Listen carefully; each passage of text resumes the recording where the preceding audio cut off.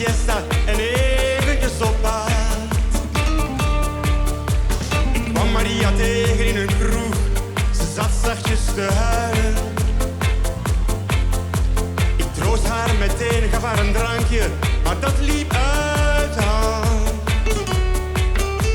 Er zaten hele vreemde drankjes tussen, maar wat ik proefde, ai ai, toen ik haar kuste. Ze smaakte zoet, zout, zuur, ze smaakte naar de zomer.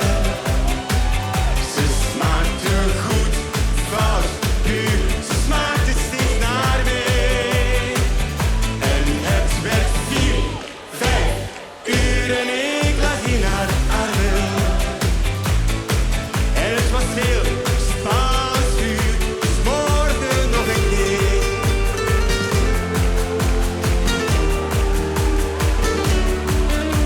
Als dit een week blijft duren, madre mia, mijn hoofd achterstevoren.